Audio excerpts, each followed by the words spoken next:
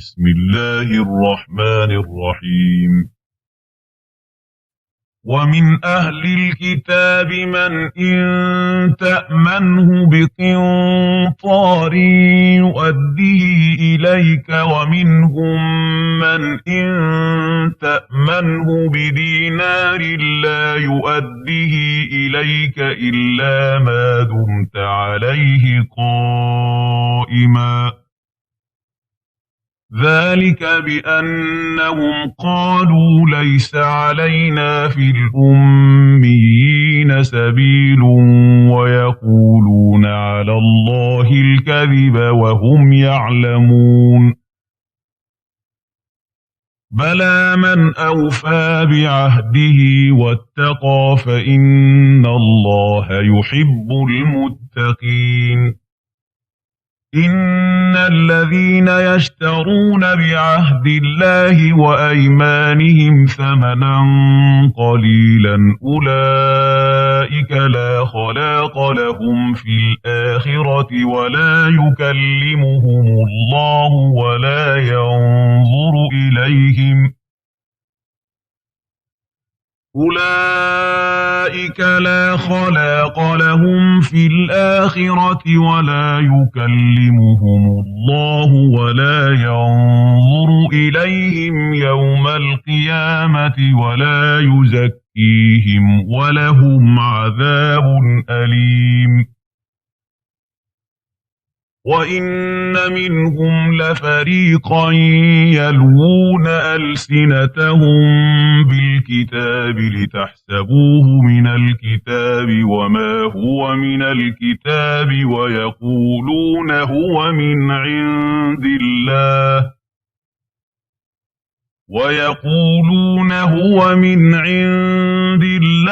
وما هو من عند الله ويقولون على الله الكذب وهم يعلمون ما كان لبشر أن يؤتيه الله الكتاب والحكم والنبوة ثم يقول للناس كونوا عبادا لي من دون الله ولكن كونوا ربانيين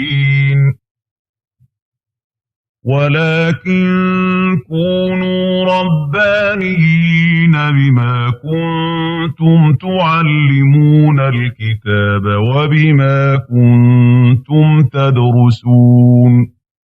ولا يأمركم أن تتخذوا الملائكة والنبيين أربابا أيأمركم بالكفر بعد إذ أنتم مسلمون وإذ أخذ الله ميثاق النبيين لما آتيتكم من كتاب وحكمة ثم جاءكم رسول مصدق لما معكم لتؤمنن به ولتنصرنه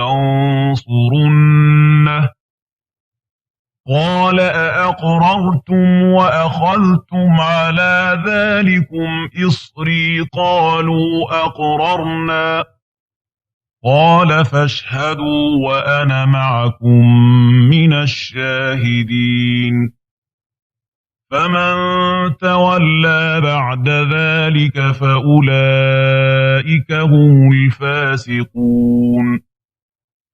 أفغير دين الله يبغون وله أسلم من في السماوات والأرض طوعا وكرها وإليه يرجعون قل آمنا بالله وما أنزل علينا وما أنزل على إبراهيم وإسماعيل وإسحاق ويعقوب والأسباط وما أوتي موسى وعيسى والنبيون من ربهم والنبيون من ربهم لا نفرق بين أحد منهم ونحن له مسلمون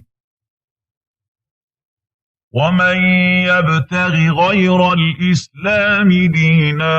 فلن يقبل منه وهو في الآخرة من الخاسرين